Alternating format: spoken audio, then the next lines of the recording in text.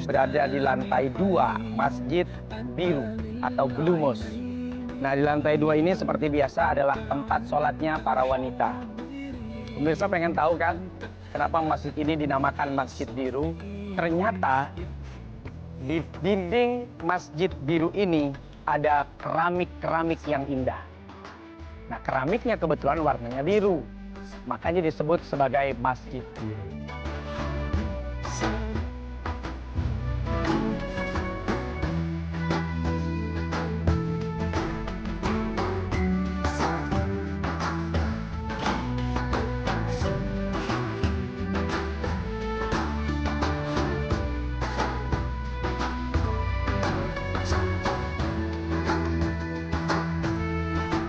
Pemirsa, tadi tuh saya ketemu dengan pengurus Masjid Biru ini.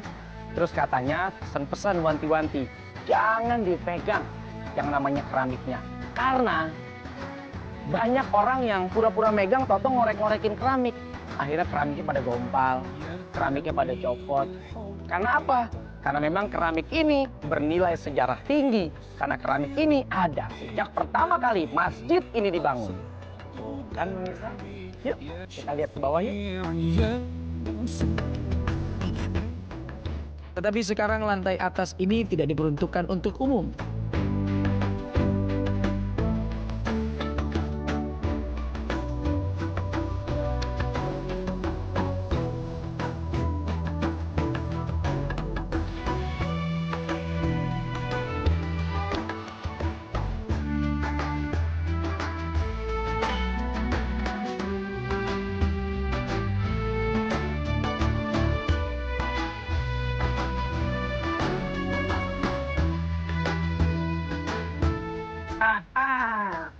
Pemirsa udah lihat-lihat kan sepanjang perjalanan kita tadi? Nah, sekarang kita akan melanjutkan perjalanan nih. Jangan kemana-mana.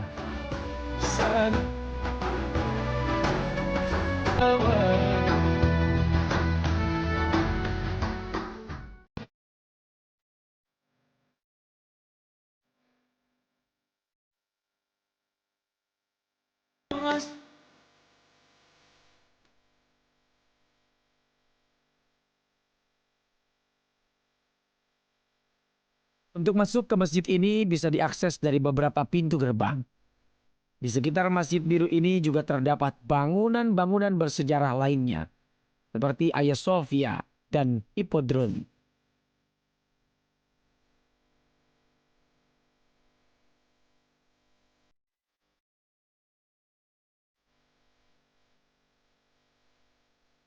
Tapi saya tidak akan mengunjunginya sekarang, karena saya akan melihat indahnya Istanbul dari tengah laut, melewati Selat Bosporus.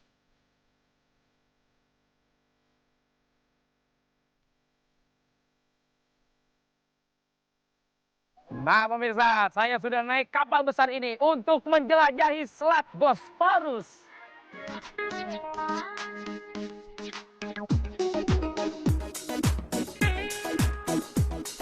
Di Istanbul ini ada juga wisata mengarungi Selat Bosporus dengan menggunakan Bosporus Cruise.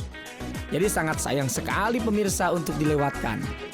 Setelah saya membeli tiketnya, saya langsung mencari tempat yang enak untuk menikmati indahnya sore ini.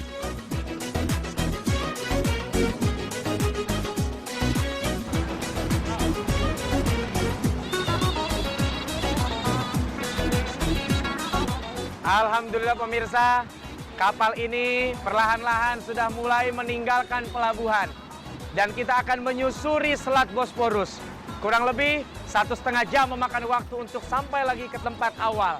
Nah pemirsa jangan kemana-mana, karena kita akan berikan pemandangan-pemandangan indah dari kapal ini.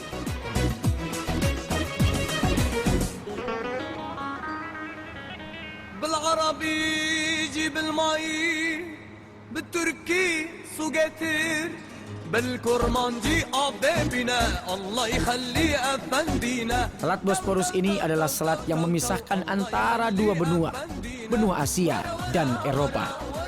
Jadi negara Turki ini kawasannya meliputi kawasan Asia dan kawasan Eropa dan menghubungkan Laut Hitam dan Laut Marmara. Nah pemirsa, inilah nikmatnya kita berada di Selat Bosporus. Di sebelah kanan saya adalah Asia, dan sebelah kiri saya adalah Eropa. Jadi selat ini yang membelah dua benua, benua Asia dan benua Eropa.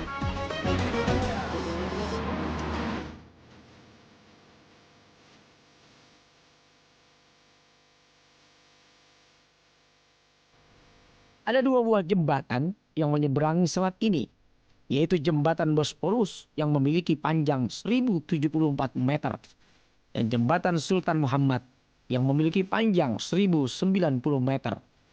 Dan di bawah selat Bosporus ini juga terdapat terowongan jalan raya dan kereta yang dinamakan Marmaray.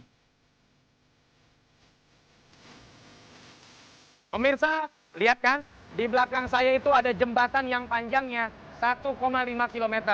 Jembatan ini menghubungkan antara Asia dengan Eropa. Dibangun pada tahun 1976.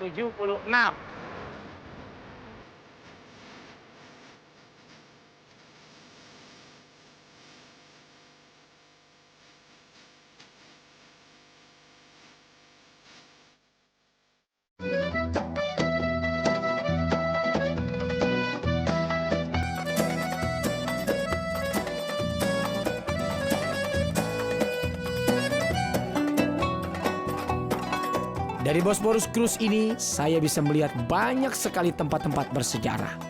Seperti Istana Beylerbeyi, benteng-benteng peninggalan zaman Kesultanan Utsmani, dan villa-villa yang sangat indah di tepi pantai. Nah, di belakang saya ini adalah benua Asia.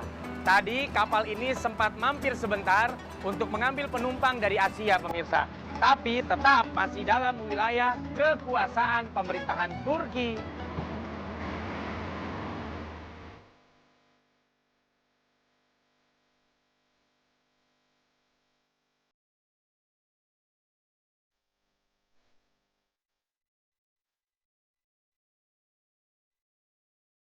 Pemirsa, kenapa kita lama banget ada di kapal ini? Karena memang panjang selat Bosporus ini kurang lebih 32 km.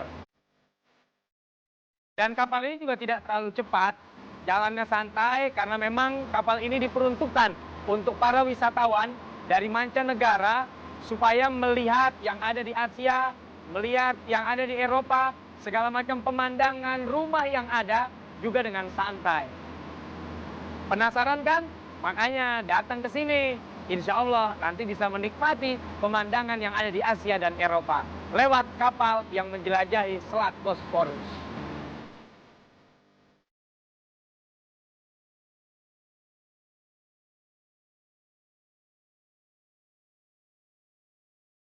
Tepat di belakang saya ini adalah Benteng Rumeli. Benteng yang dibangun kurang lebih hanya memakan waktu 4 bulan. Dibangun oleh Sultan Mehmed II, yaitu Sultan yang menjadi Al-Fatih, yang menjadi penakluk dari Konstantinopel. Nah, dari benteng ini akhirnya ditarik rantai yang panjang sampai ke Asia. Untuk apa? Menghalangi kapal-kapal kerajaan Bizantium yang akan memberikan pasokan senjata maupun makanan ke Konstantinopel. Tapi alhamdulillah, 1 tahun kemudian takluklah mereka kepada Turki Utsmani di bawah pimpinan Sultan Mehmed atau Muhammad Fatih II.